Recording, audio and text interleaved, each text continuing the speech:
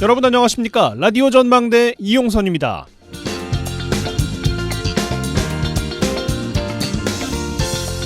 코로나19가 엔데믹으로 규정되면서 경각심이 떨어져 있습니다. 질병관리청과 감염병 전문가들은 올해 코로나19와 독감이 동시에 유행하는 이른바 트윈데믹 나타날 거라고 경고를 하고 있는데요. 코로나19 바이러스가 연중 유행하지만 주로 늦가을에서 겨울철에 큰 유행을 보이고 있고 독감 역시 같은 시기라는 겁니다. 코로나19와 독감이 동시에 감염됐을 때 중증도 위험이 크게 올라간다고 하는데요. 백신을 맞아서 면역력을 높이는 게 최선이라고 전문가들은 조언하고 있습니다. 독감 예방접종은 이달 초부터 진행되고 있어요. 내일부터는 코로나19 백신 예방접종이 시작되니까 미리 맞아두시는 게 좋겠습니다. 내일은 가을비가 오면서 기온이 뚝 떨어진다죠. 무엇보다 몸을 따뜻하게 해서 면역력 떨어지지 않도록 하셔야겠습니다. 오늘 라디오 전망대가 준비한 소식입니다. 지역 소식들 뉴스 브리핑 통해서 들어보고요. 순천시가 추진하고 있는 폐기물 처리장 시설에 대한 이야기, 오늘 순천시 입장 준비되어 있습니다. 잠시 후에 인터뷰 나눠보고요. 라전 법정 이어집니다. 잠시 후에 뵙죠.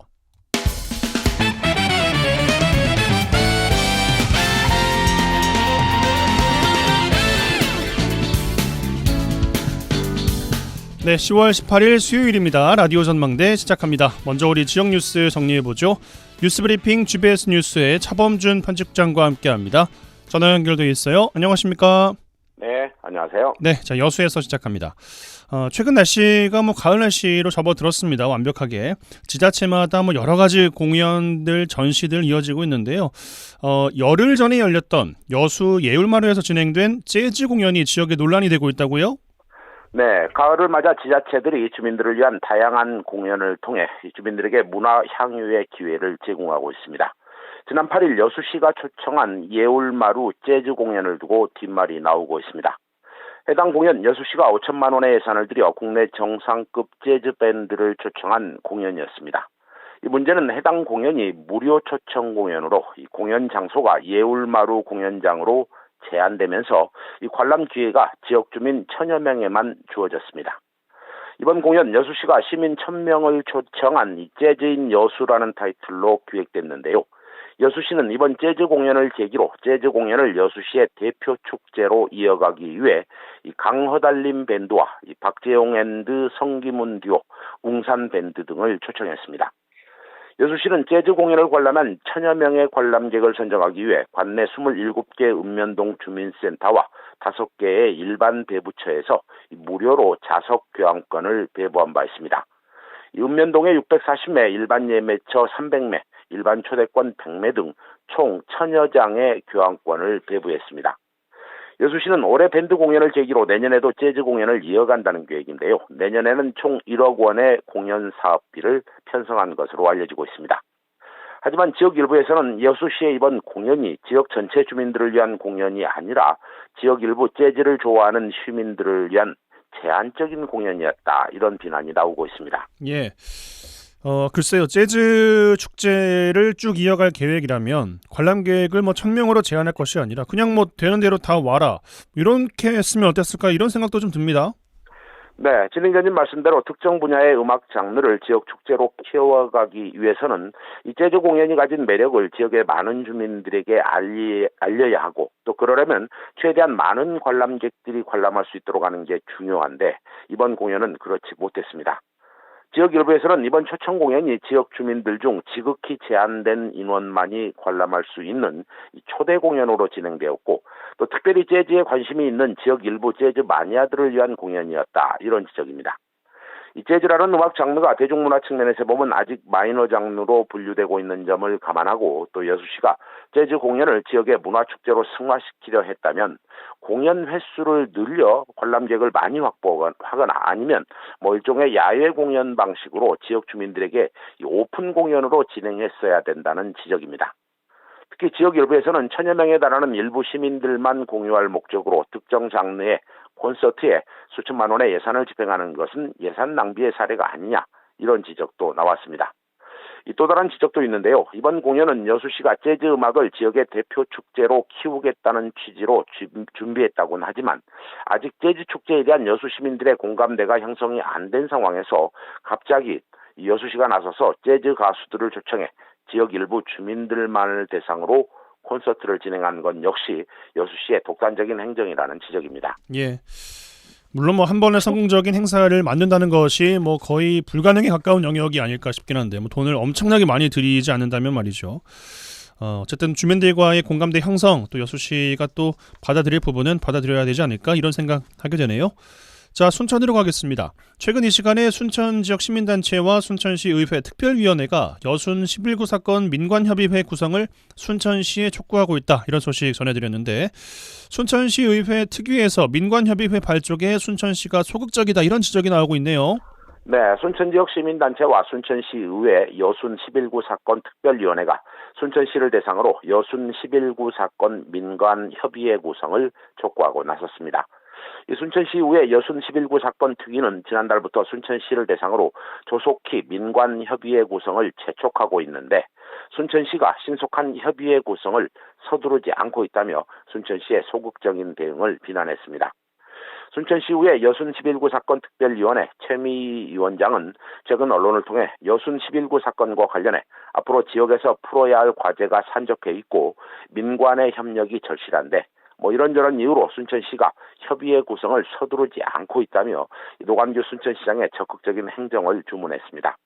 특히 최미 위원장은 최근 순천시의 행보는 유명무실한 이 민간협의회 구성을 지향하겠다는 이 순천시의 행정 기조를 여순 11구 민간협의회에 적용한 것이 아니냐 이렇게 순천시를 소극적인 태도를 비난했습니다. 예.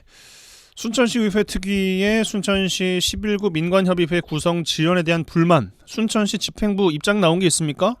네, 순천시 의회 11구 사건 특별위원회 위원장의 민관협의회 지연에 대한 불만에 대해 이 순천시 입장을 듣기 위해 제가 오늘 순천시 담당 주무부서에 공식 입장을 확인해 봤는데요. 순천시 집행부는 순천시 의회 특위가 협의회 구성이 지연되고 있다고 하지만 시 집행부 차원에서 협의회 구성을 위한 행정 조치를 이미 진행하고 있고 최종 위원들의 위촉만 남겨두고 있다는 입장을 밝혀왔습니다.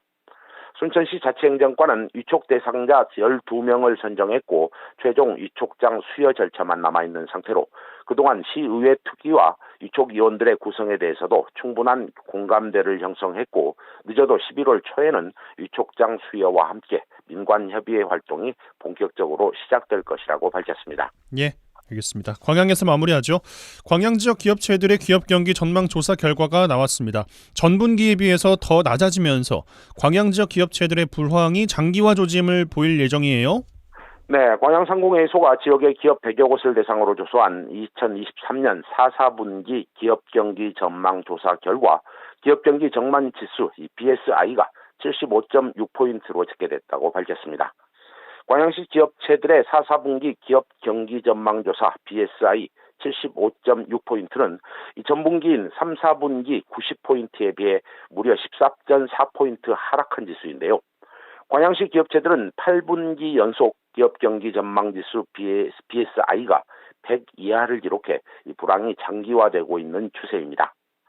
광양 지역 기업체들은 현재 경영 실적 추세를 봤을 때 연초에 세운 영업이익 목적을 달성할 수 있는가라는 질문에 대해서도 이 목표 수준에 미달할 것이다가 53.3%에 달했고 목표 수준을 달성할 것이라는 비율은 46.7%로 기업의 절반 이상이 올해 영업이익 달성에 비관적인 전망을 내놓고 있습니다. 예, 광양 지역 기업체들이 8분기 연속 기업 경기가 나빠질 거다 이런 비관적인 전망을 하고 있는 겁니다.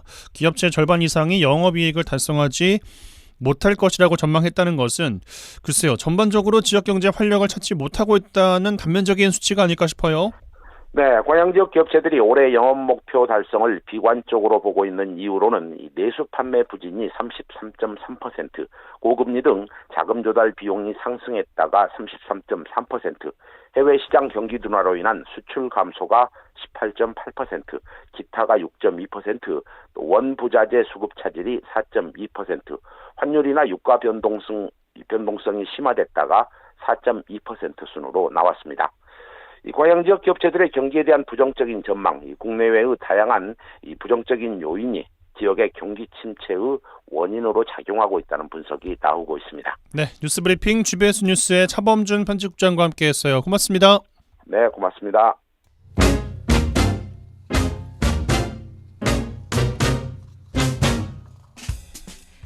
1시간만 투자하세요. 지역 이야기를 모아 전해드립니다. 지역 시사는 역시 여수 MBC 이용선의 라디오 전망대.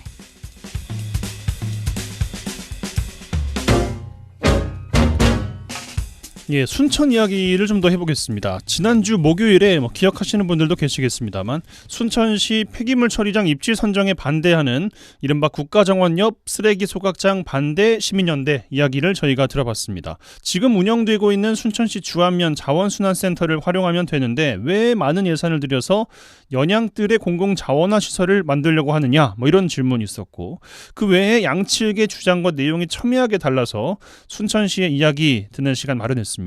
순천시 청수자원과 조점수 과장님 전화 연결되어 있습니다. 나와 계시죠, 과장님? 네, 안녕하십니까. 우선 차세대 공공자원화 시설, 이 시설에 대한 설명을 좀 먼저 주시면 좋겠습니다. 네네. 예, 저희 순천 시민들께서 가정에서 버리는 생활 폐기물량은 연간 7만 8천여 톤입니다. 예, 우리 시는 소각시설이 없어서 왕지 매립장하고 주암 자원순환시설에서 생활 폐기물을 처리하고 있는데요. 왕지 매립장은 매립률이 92%에 도달했고요. 주암은 2029년이면 운영 기간이 만료됩니다. 지금부터 준비하지 않으면 쓰레기 대란은 현실이 될 것이고요. 따라서 폐기물 처리 시설은 정부의 2030년 직매립 금지에 따라서 2029년까지 저희 시가 반드시 해결해야만 하는 과제입니다. 이제 차세대 공공자원화 시설은 환경 기초시설로 지하에는 소각시설과 재활용 선별시설을 두고요.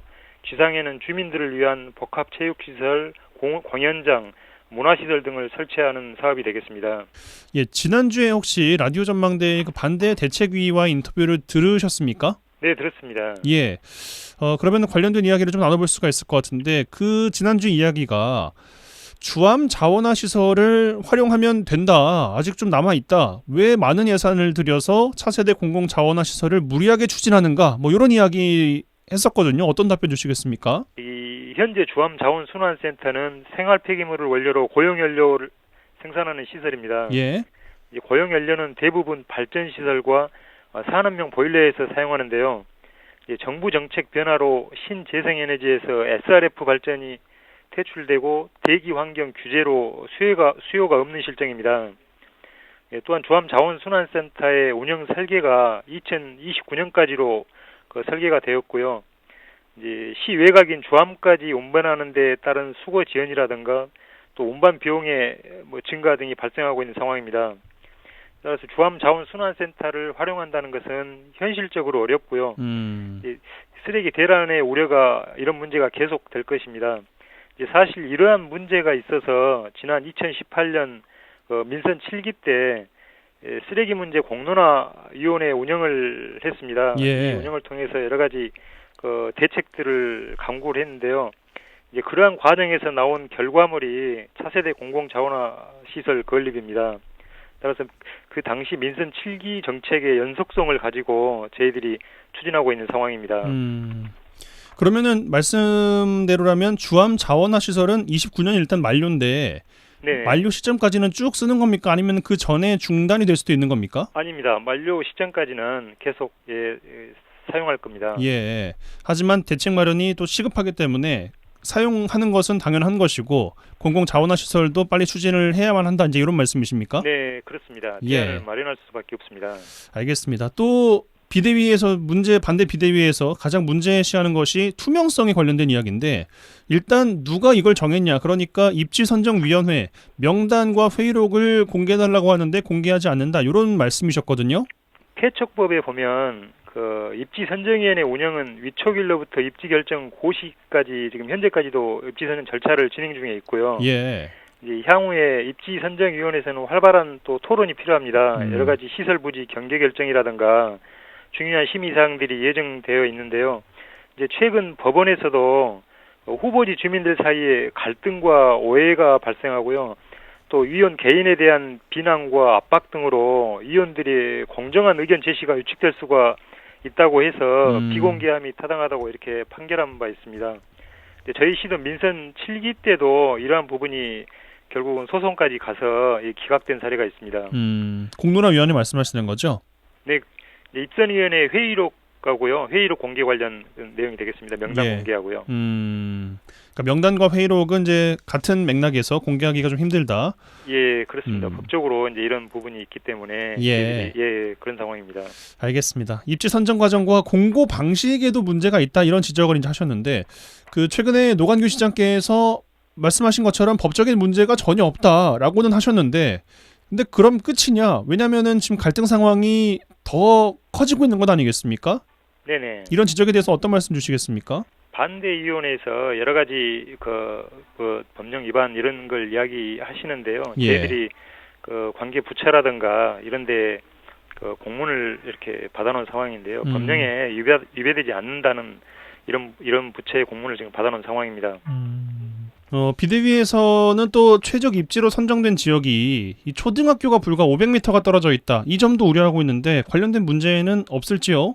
예, 그렇습니다. 이제 예를 들어 그 서울시 같은 경우 보면 그 2001년도부터 자원해수설 주변에 여러 가지 주민 건강 환경 영향 조사라든가 이런 부분들을 하고 꼼꼼하게 하고 있거든요. 예. 그 결과 이제 건강에 영향이 없는 것으로 확인이 되었고요. 이제 하남 유니온 파크 같은 경우도 280m 거리에 초등학교, 중학교 학교들이 있고요. 또 서울의 그 강남 자원해수시설 같은 경우에도 500m 이내에 그 2개의 학교가 있습니다. 1km 이내에는 10개 학교가 있는데요. 바로 저 옆에 노원 자원해수시설 같은 경우에는 500m 이내에 4개의 학교가 있거든요. 1km로 가면 16개 학교가 있는데요. 이런 그 학교에도 영향이 없다는 게 지금 계속 여러 가지 과학적으로 증명이 되고 있는 상황입니다. 과학적 증명 말씀하셨는데 그럼 환경 오염에 대한 우려는 과하다라는 말씀이신 겁니까?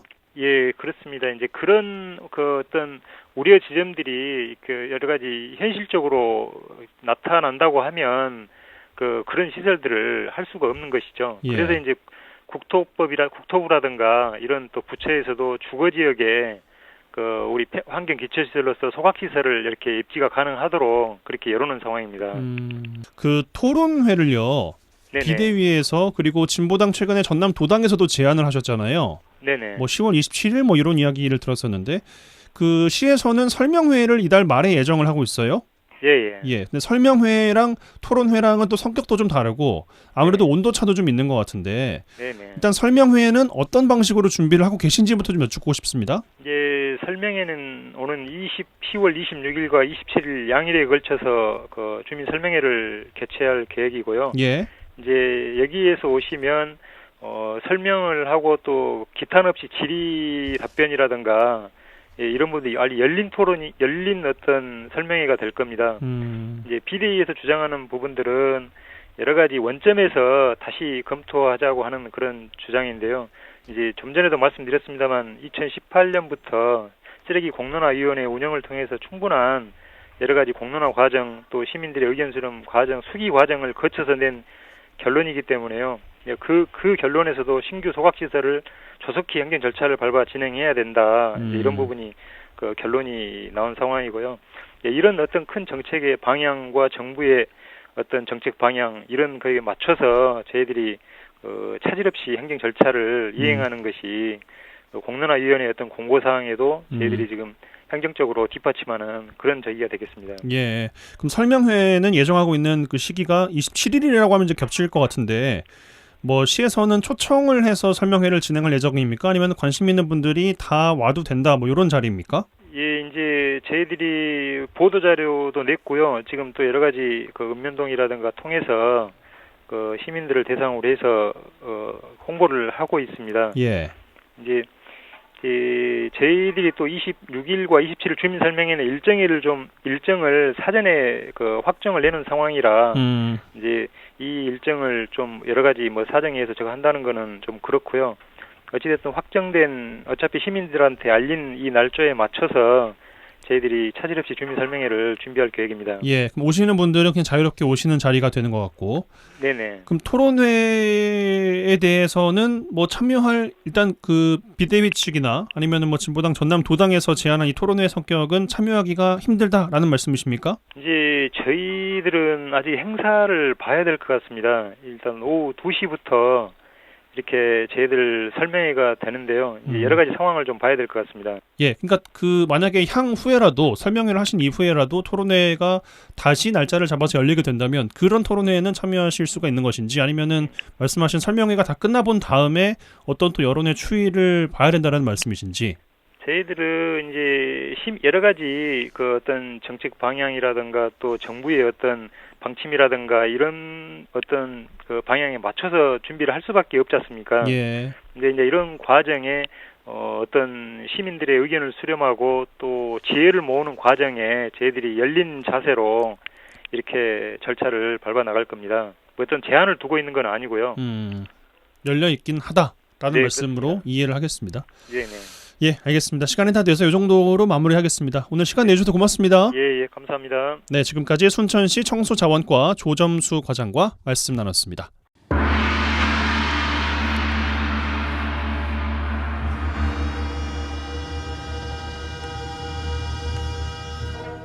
라전 법정.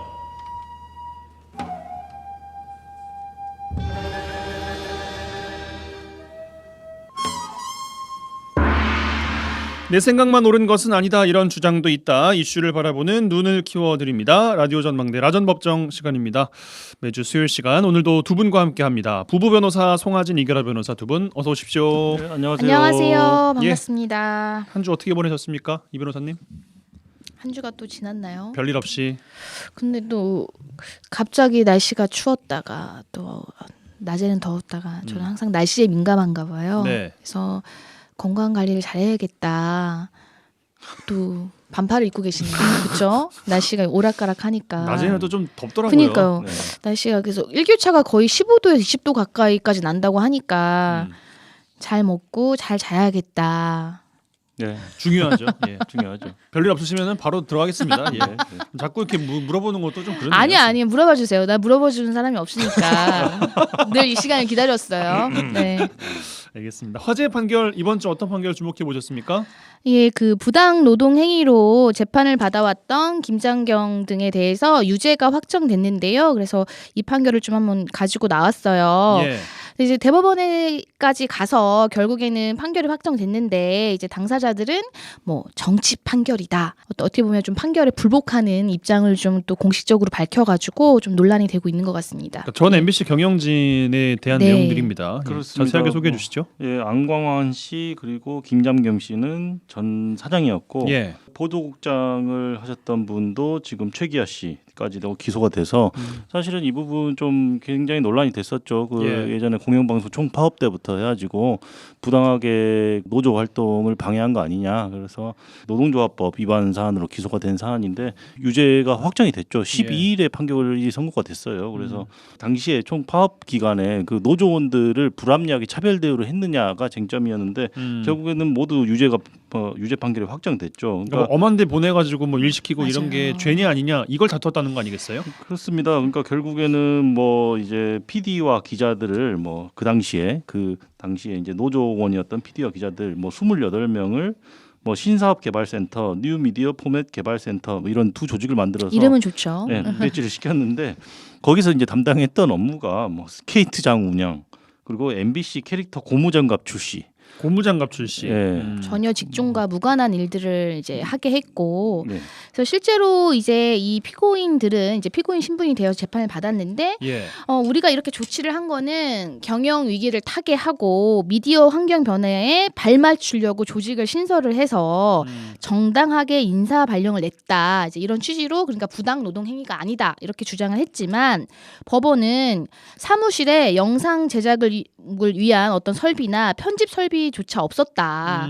어떻게 보면은 그 이제 노조 활동을 한 것에 대한 대가처럼 무려 그러니까 정상적으로 28명을 방송국에 일을 할 수 그렇죠. 있는 시설이 없는 곳에다가 네. 배치를 했다 뭐 이런 거잖아요. 네, 맞습니다. 그래서 그 부분에 대해서 인정이 됐는데 좀 사실은 이제 뭐 대법원까지 판결이 갔을 때 이제 우리가 사법부가 있는 거는 물론 누구나 다 만족할 수는 없잖아요. 어떤 그런 판결의 결과에 대해서 더군다나 그것이 자기에게 불리하게 나왔을 경우에는 그렇기는 한데 이제 이거에 대해서 뭐 대놓고 정치적인 판결이고 당시에 이렇게 기소가 된 것조차도 이제 전 정권에서 무리하게 이제 기소를 한 거다라고 이제 음. 주장을 하면서 좀 목소리를 내는 것이 좀 과연 적절한가? 이제 이런 거에 대해서는 좀 이야기가 또 나오고 있는 것 같아요. 예, 대법원에서 이렇게 판결이 확정됐는데도 불구하고 뭐 여전히 반성하지 않는 듯한 모습을 보이고 있는 것에 대해서 굉장히 유감스럽다. 뭐 이렇게 입장을 밝히고 싶네요. 예. 자, 검찰이 최근 외국인 노동자들을 협박하고 폭행한 10대 3명에게 징역 장기 2년 6개월, 단기 2년을 구형했습니다. 이 사건이 지난 7월로 거슬러 올라가는데 오전 7시쯤 출근을 하던 외국인 노동자를 오토바이 2대에 나눠 탄 10대들이 멈춰 세우게 됩니다. 그리고 오토바이에 번호판이 없어서 미등록 노동자임을 알아차리고 지갑을 뺏으려고 3명이 무자비하게 폭행을 했다는 건데 응급 중환자 치료를 받아야 할 만큼의 큰 피해를 입었습니다. 미등록 외국인 노동자, 뭐 흔히 말하면 불법 체류자, 불법 외국인 노동자라고도 불리는데 따라서 대응이 어렵다는 함정이 있습니다. 오늘 두 분과 함께 이야기 나눠볼 주제, 외국인 노동자들의 노동 문제에 대한 이야기 나눠보겠습니다. 먼저 준비된 꽁트 듣죠? 야, 일단 내가 몇 번을 말을 하냐. 그 테이프를 좀 빡빡 닦으라니까. 아, 닦고 있는데 왜 그래요? 저것이 이제 말 듣고도 또박또박 해불고 나. 아, 저기 뭐 묻었잖아. 저것도 안 보이냐? 알았어요, 사장님. 오늘 돈 머니 주는 날이야. 왜 아직 안 줘? 그런 건 또 계산이 확실해요. 머니 줘야지. 자, 이번 달에 10일 일했으니까 시간당 6,000원 하면 48만 원 받아라. 내가 왜 10일 일했어? 나 20일 일했어. 야, 내가 니를 가르친 날이 더 많아. 원래 일 가르쳐주는 날은 돈을 그러니까 머니 노 머니. 오케이? 왜 한 시간이 6,000원이야? 6,000원 아니야. 9,620원이야. 그러니까 76만 9,600원. 그거 주세요. 비자 기간도 끝나갖고 본국으로 가야 될 놈을 일 시켜줬더만 뭐 어째? 뭐 9,620원? 말 같은 소리를 해야지. 은혜도 모르는 같은 놈이라고. 얼른 가서 양파나 까 이 자식아. 사장님 나빠요. 여기까지. 예, 또 열혈을 또 보여주셨습니다. 예, 또 두 분에서 또 외국인 연기까지 또 갑자기 하신. 너무 창피함이 몰려오네. 예, 아주 훌륭한 또 연기와 함께 문제를 아주 잘 파악할 수 있었던 것 같습니다. 저희는 잠시 광고 듣고 와서 외국인 노동자 문제에 대한 이야기 풀어보겠습니다.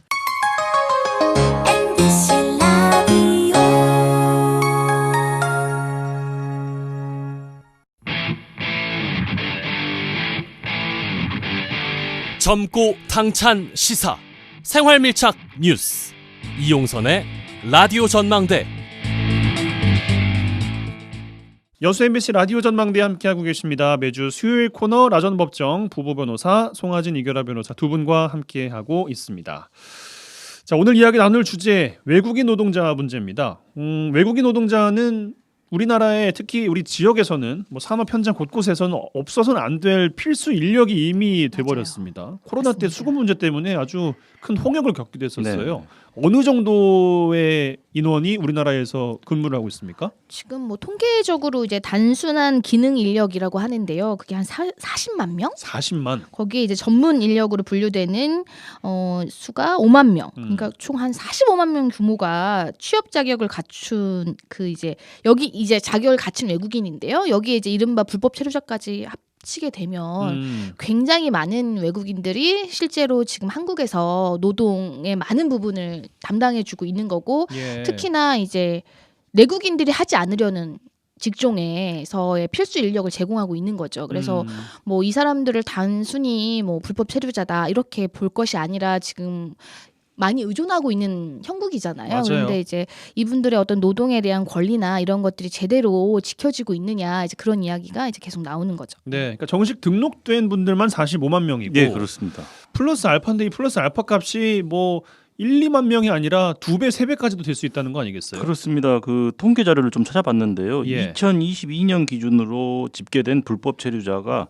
총 41만 명이 넘습니다. 그러니까 등록된 어떤 외국인 노동자가 45만 명이라고 아까 말씀드렸는데 거의 같은 비율이잖아요. 그러게요. 45만 명, 41만 명 거의 비슷한 숫자인데 사실은 이제 불법 체류자가 이렇게 많다라고 생각을 하면 결국에는 거의 외국인 노동자의 비율이 거의 100만 명에 육박하지 않는가 이렇게 바라볼 수도 있고 그 여러 가지 뭐 사회적인 문제들이 뭐 지금 양산되고 있는 그런 상황입니다. 예, 앞서 이야기를 드린 사건이 언급했던 그 폭행 사건 있잖아요. 오프닝에서 임금 체불 뭐 이런 피해 당할 위험은 저희가 뉴스를 통해서 정말 많이 보고 있어요. 뭐 임금 체불은 뭐 내국인만의 문제는 아니고 오히려 뭐 외국인에 대해서는 아무래도 이제 그 사람의 신분상에 이런 제약이 있을 수 있잖아요. 그러니까 그런 점을 이용해서 뭐 빈번하게 이루어지고 있다 보니까 특히나 뭐 폭행 사건이나 임금 체불 같은 그런 부당한 대우를 당했지만 그거에 대해서 내가 정식으로 이 사람에 대해서 처벌을 해달라고 요구할 수 없는 또 여러 가지 이유가 있을 수 있잖아요. 뭐 언어상의 문제가 있을 수도 있고 아니면은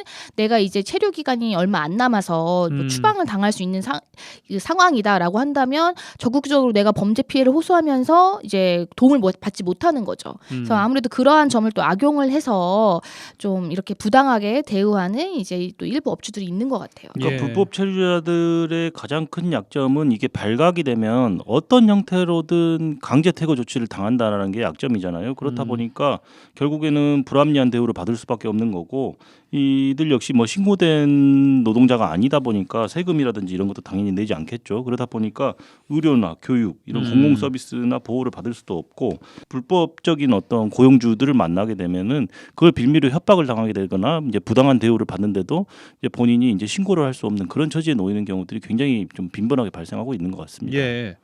뭐 퇴거라고 이제 말씀하셨는데 외국인 노동자분들이 보통 들어온 경로가 물론 그냥 바로 일을 하기 위해서 돈을 벌기 위해서 들어오시는 경우들도 있지만 뭐 유학이나 아니면 뭐 취업을 좀 해보려고 그 비자를 받아서 들어온단 말이죠. 근데 그 기간이 끝나고 나서 출국을 안 하면 다 불법 그냥 체류자가 되는 겁니까? 일단은 이제 대부분 기한을 넘겨서 우리가 이제 이른바 불법 체류자가 되는데요. 그래서 예. 보통은 이제 이게 뭐 신고를 통해서 아니면 또 단속을 통해서 이제 적발이 되는데 원칙적으로는 강제 퇴거 조치돼요. 그런데 이제 현실적으로 비행기표가 뭐 우리가 끊어주는 건 아니잖아요. 그렇죠. 비행기표를 끊어서 쥐어주면서 나가라 이렇게 하는 건 아니다 보니까 비행기표값을 없다. 그걸 구할 돈이 없다. 이렇게 하면 본국의 가족들이나 아니면은 그 해당 정부가 그 해당 비용을 보내줄 때까지 이제 보호소에서 격리 조치된다고 합니다. 예. 그러니까 그 방금 말씀드린 부분은 그 원래 들어올 수 있었는데 비자가 뭐 기간이 만료가 됐다라든지 이런 형태로 불법 체류자가 되는 경우들이라고 할 수도 있겠고 그 이외에도 또 다른 그런 부분들이 그런 비율이 가장 많은 건 사실입니다만은 그 이외에도 애초에 허가 없이 미입국한 경로로 이제 미입국한 경우도 있고 그 이외에 뭐 허가를 받고 들어왔다라도 뭐 예를 들어서 유학만을 목적으로 이제 왔는데 실제로는 취직을 했다라든지 이런 경우에도 모두 이제 불법 체류자에 해당한다고 볼 수도 있겠습니다. 큰 범주에서는 그렇죠. 예. 지역에서는 참 이분들의 역할이 좀 중요해지고 있는 그런 실정입니다. 뭐 지자체에서 지원도 해주고 뭐 매칭 사업도 하는 것으로 알고 있는데 미등록 외국인 노동자를 알선하기도 하고 암암리에 고용하는 부분들도 무시할 수가 없을 겁니다. 그러다가 고용주들끼리 뭐 시비가 붙어서 뭐 살인 사건이 일어난 경우도 있다고 해요. 이런 경우에는 우리 어떤 처벌을 좀 이야기해 볼 수 있겠습니까? 예, 방금 말씀하신 것처럼 지방 같은 경우에는 좀 일손이 많이 부족하다고 말씀하셨잖아요. 특히 예. 어떤 시골의 어떤 농장 같은 경우에는 그 농장주와의 연고 없이 일하려는 한국인의 유입이 사실상 거의 불가능에 가깝다고 해요. 뭐 그래서 농장이나 뭐 양식장이나 뭐 이런 것들. 그렇습니다. 예. 그래서 뭐 염전이 될 수도 있고 뭐 그렇죠. 그렇게 좀 굉장히 힘들고 고된 노동을 지금 우리 내국인들이 안 하려고 하다 보니까 이제 외국인 노동자들을 필요로 하는 어떤 수요가 생길 수밖에 없는데 그러다 보니까 이거를 알선하는 어떤 브로커들, 업으로 삼는 사람들도 많이 발생하고 있고요. 당연히 이제 출입국관리법 위반이 됩니다. 그래서 이걸 업으로 하지 않는 경우와 업으로 하는 경우에 달리 처벌을 받는데요. 그러니까 일시적으로 수입을 내는 경우라고 하더라도 그러니까 업으로 삼지 않는 경우라도 내가 알선해주고 내가 돈을 받았다라고 한다면 출입국관리법에 따라서 500만 원 이하의 벌금에 처해질 수 있고요. 이걸 만약에 진짜 알선하는 브로커 형태로 내가 이걸 업으로 삼았다라고 한다면 처벌 수위가 훨씬 넘습니다. 그러니까 3년 이하의 징역이나 2천만 원 이하의 벌금에 처해질 수 있고요. 그리고 브로커를 통해서 그 알선을 받아가지고 불법 체류자를 고용한 사람 역시도 처벌을 받고 과태료 처벌까지도 받을 수 있는 그런 상황입니다. 예. 알선한 분이 일회성인지 아니면 뭐 업으로 하고 있는 건지 그 판단은 어떻게 하는 거예요?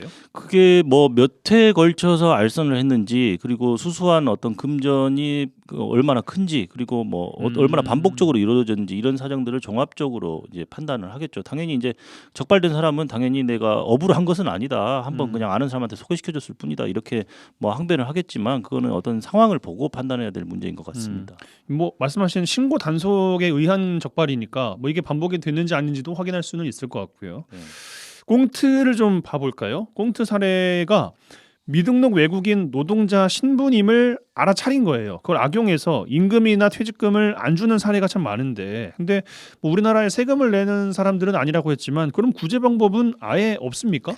원칙적으로 외국인 노동자라고 하더라도 그 나라의 최저임금제가 적용이 돼요. 그건 예. 이제 어떤 인간의 기본적인 권리다라고 해가지고 뭐 임금이나 또는 퇴직금 같은 거를 지급받지 못했을 때 외국인도 노동청이나 아니면 외국인 또는 그 출입국 관리 사무소에 신고하는 것은 가능은 한데 왜 외국인들이 신고를 잘 안 하게 되냐면 결국에는 고용주도 이제 뭐 근로기준법에 의해서 뭐 처벌을 받고 본인도 강제 추방의 대상이 되기 때문에 강제 퇴거 조치 대상이 되기 때문에 그럼 어차피 내가 나가야 된다라고 이제 마음을 먹었다면 뭐 이제 어떤 이런 부당한 조치에 대해서 뭐 신고를 하게 되겠지만 그래도 현실적으로 그거를 적극적으로 신고하기가 힘들죠. 왜냐하면 남아서 여기서 일을 해서 조금이라도 돈을 떼이더라도 돈을 벌려는 어떤 그런 유인이 더 강하기 때문에 실제로 신고를 잘 못하게 되는 거죠. 그러니까 현실을 좀 파악해야 될 필요가 있어요. 그러니까 불법 체류자라고 하더라도 부당하게 임금이나 퇴직금을 미지급받았을 때는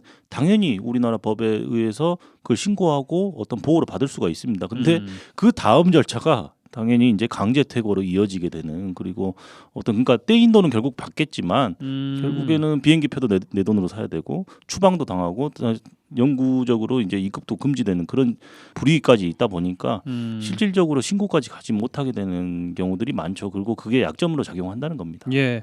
그러면은 만약에 뭐 한 3, 4년 동안 일을 해서 떼인 돈이 뭐 수천만 원의 규모라고 쳐요. 그러면은 돌아가는 비용 이 정도면 됐다. 이제 돌아가려고 했는데 안 그래도 신고를 했어요. 근데 그 신고를 하면 돈을 받아낼 수 있는 강제성은 확보가 돼 있는 겁니까? 그렇죠. 당연히 받을 수 있겠죠. 그래서 뭐 절차가 오래 걸리거나 뭐 이런 것은 아니에요? 예, 뭐 어쨌든 국내법상 형사 절차에 따라서 뭐 임금이나 퇴직금 미지급하면은 다 노동법 위반이지 않겠습니까? 그래서 당연히 이제 법적 보호를 받는데 이제 그 외국인 노동자들, 그 특히 불법 체류자들은 비교 형량을 하겠죠. 내가 여기서 떼인 돈을 받고 뭐 추방을 당하더라도 그것이 이익인지 아니면 그렇지 않은지 이런 부분들을 종합적으로 비교 형량해서 결정하다 보니까 실제로 어떤 신고까지 이어지는 경우들이 실제 발생한 사례에 비해서 극히 미미하다는 겁니다. 극히 미미하다. 네. 또 앞서 송 변호사님께서 말씀하신 게 돌아가게 되면은 영구 입국 제한이라고 말씀하셨어요. 뭐 별다른 비자를 받거나 아니면은 뭐 그런 게 아니라면은 돌아올 수 없다? 뭐 이런 겁니까? 무조건 전적으로 들어올 수 없다라고 말씀드리기는 좀 어렵고요. 근데 예. 다만 이제 불법 체류자로서 여기서 불법으로 취업을 해서 어떤 국내법을 어겼다, 그리고 강제 퇴거까지 됐다라고 한다면 현실적으로는 다시 들어오는 것이 거의 불가능에 가깝다라고 봐야겠죠. 그러니까 물론 뭐 예외적인 어떤 사유들이 있는 경우에는 이렇게 들어올 수 있는 길이 열려 있긴 합니다만은 예. 외국인들이 그런 어떤 국내법상의 어떤 절차나 규정들을 잘 알고 있을 리도 만무하고 실제로 그런 절차를 활용하려고 해도 통과되는 경우가 굉장히 저조한다고 볼 수밖에 없겠죠. 또 소개해드렸던 사례가 미등록 외국인 노동자를 폭행한 10대 청소년 사건처럼 어떤 강력 사건이 발생했어요. 그러면은 조사를 해야 되지 않겠습니까? 뭐 수사도 해야 되고, 근데 뭐 만료됐다고 해가지고 아니면은 이제 적발이 됐으니까 퇴거 조치가 된다고 하면은 이 어떻게 조사를 할 것이냐, 체류가 필요할 것 같은데 이런 경우에는 어떻게 돼요? 그러니까 실제로 외국인이 우리나라에서 범죄 피해자가 되거나 가해자가 되는 경우에 피해자가 된 경우를 먼저 말씀드리면 네. 당연히 출입국 관리 사무소를 상대로 나 체류 기한을 연장해 달라라는 신청을 할 수 있어요. 그래서 이거는 이제 재량으로 무조건 신청이 들어오면 반드시 연장을 해줘야 되는 것은 아니고 이 사람이 자꾸 이제 부당하게 이제 여기서 계속 머물려고 연장 기간이 될 때마다 뭐 민사소송을 제기하는 방식으로 나 지금 민사소송이 진행 중이니까 여기 있어야 됩니다. 이런 식으로 자꾸 연장의 목적으로 소송을 제기한다. 이런 정도의 사유가 아니면 정당하게 사유가 인정이 된다고 하면 일정 기간은 그 연장을 해주는 거죠. 예. 그래서 그런 식으로 해서 자기의 권리를 좀 주장하고 그리고 이제 자기가 불법적으로 한국에 머무른 거에 대한 책임은 이제 별도로 지게 되는 거죠. 그래서 체류 기한이 만료되기 전에는 체류 기한 연장 신청이라는 것이 가능하고요. 예. 그리고 체류 기간이 만료된 이후에 또 이런 일이 발생할 수도 있잖아요. 그러면 사실 이제 강제 퇴거 대상에 오르게 되겠죠. 그러면 이 부분에 대해서도 이의 신청이 가능합니다. 그러니까 강제 퇴거 대상에 오르게 되면 일단 보호 조치를 당해요. 그러니까 출입국 외국인 관리 사무소에 보호시설, 그러니까 일종의 유치장 같은 시설에 구금이 되는 거거든요. 그래서 이 부분에 대해서 이의 신청을 하고 보호 조치를 해제해달라는 신청이 가능한데 이건 역시도 뭐 특별하게 외국인이 병원 치료 중이거나 어떤 내가 소송이나 수사, 재판 이런 사건에 직접적인 관련이 있는 경우, 그러니까 이런 중대한 인도적 사유가 있을 경우에 한해서만 허용이 됩니다. 그러니까 뭐 말씀 들어보면 뭐 제도적으로 기본적으로 마련돼야 될 것들은 다 마련되어 있는 것 같은데 이분들이 이제 넘어온 것이 진짜 큰 맘 먹고 큰 돈 들여가지고 온 거다 보니까 맞아요. 이게 쉽게 나가기가 참 쉽지가 않고 그러다 보니까 이 신고까지 이어지는 경우는 거의 없다, 뭐 미비하다 이런 말씀까지 주신 것 같습니다. 근데 만약에 산재 위험에 노출되어 있는 경우들도 있잖아요. 뭐 사망 사고도 우리가 접하고 있고 산재 처리 같은 경우는 어떻게 됩니까? 임금이나 퇴직금처럼 어떤 그런 급여에 대한 권리가 외국인, 내국인 다 보장되는 것처럼 예. 내가 일을 하다가 산재를 당했어요. 그럼 그거에 대한 것도 원칙적으로 외국인도 보호가 되고요. 그 외국인이 한국에 정당하게 체류할 자격이 없다고 하더라도 인도적인 차원에서 필요한 어떤 치료는 받을 수가 있습니다. 예. 근데 다만 아까 말씀드린 것처럼 그러한 충분한 치료가 끝났다라고 하면 출입국 관리법에 따라서 자신이 받아야 되는 형사 처벌이나 아니면 강제 출국 등의 조치는 또 이제 치러지는 거죠. 그러니까 그걸 빌미로 또 고용주들이 협박을 하는 거예요. 그러네요. 너 산재 처리하겠다고? 그래 해봐. 너 어차피 돌아가야 되는데 할 테면 해봐. 이런 식으로 하다 보니까 산재 처리 같은 것도 하고 싶어도 못하는 그런 상황들이 계속 발생하고 있는 거죠. 이것도 연장선이네요, 말씀하신 그렇습니다. 것에. 예. 법률 지원이나 아니면 실생활에 대한 지원이 절실한 사람들인데 이런 분들을 위한 기관이나 뭐 지원에 대한 정보 같은 것들 뭐 좀 도움 줄 수 있을 만한 게 좀 있을까요? 사실 우리 송 변호사님이 예. 외국인을 위한 마을 변호사. 예, 그렇습니다. 시죠? 제가 뭐 소개시켜드리고 싶은 제도가 있는데 네. 법무부에서 2015년부터 현재까지 계속해서 국내에 체류한 외국인의 법률적인 권리를 찾아주기 위해서 외국인을 위한 마을 변호사 제도를 운영하고 있습니다. 그래서 이거는 뭐 체류 자격이나 합법이냐 뭐 불법이냐 이런 여부를 전혀 묻지 않고 모든 외국인이 이용 가능한 서비스고요. 뭐 내가 범죄 피해를 당했다라든지 산업재해라든지 임대차 계약, 뭐 민사 분쟁이든 가사 분쟁이든 모든 걸 총망라해서 모든 법률 문제에 관해서 무료 법률 상담을 제공하는 서비스입니다. 그래서 그것부터 이야기해 주셔야지 왜 마지막에 이야기해 주시는 거예요? 네, 그래서 안 물어봤는데 조세호도 아니고. 그러네요. 사실 여쭤봤네. 저도 2016년부터 지금까지 7년간 지금 뭐 외국인을 위한 마을 변호사로 활동을 하고 있는데요. 그럼 실제 상담하신 경우들도 여러 건 있었어요? 예, 굉장히 많죠. 그래서 외국인 분들이 그 국번 없이 1345 번으로 전화를 하시면 1345 전화를 하시면 이제 본인의 언어를 선택한 다음에 통역을 받아서 우리나라 국내 변호사들과 법률적인 상담을 무제한으로 다 가능하게 하는 서비스입니다. 그래서 지금 자신의 처한 상황이 어떠한지 그리고 앞으로 어떻게 대응을 해야 되는지 어떤 절차들이 필요한지 이런 부분들을 상세하게 안내를 해드리거든요. 저도 상담을 많이 해봤는데 주로 좀 베트남 분들도 많으셨던 것 같고 그리고 뭐 중국 분들도 많으셨던 것 같은데 뭐 다양합니다. 범죄 피해를 당하셨던 분들부터 뭐 아까 말씀하신 어떤 노동법적인 문제 오늘 사례들이 많이 다 이미 겪으신 거군요. 그렇습니다. 그리고 예. 가정 불화에 관한 문제도 굉장히 많이 상담을 많죠. 했어요. 그래서 이런 서비스를 보다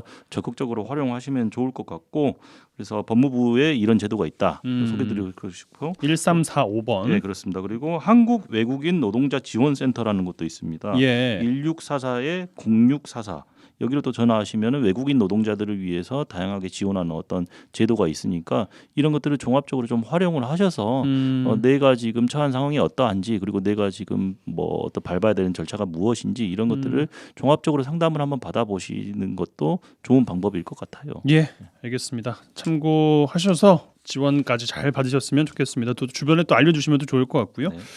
자, 라전 법정 송하진 이결아 변호사 두 분과 함께했어요. 두 분 고맙습니다. 네, 감사합니다. 감사합니다.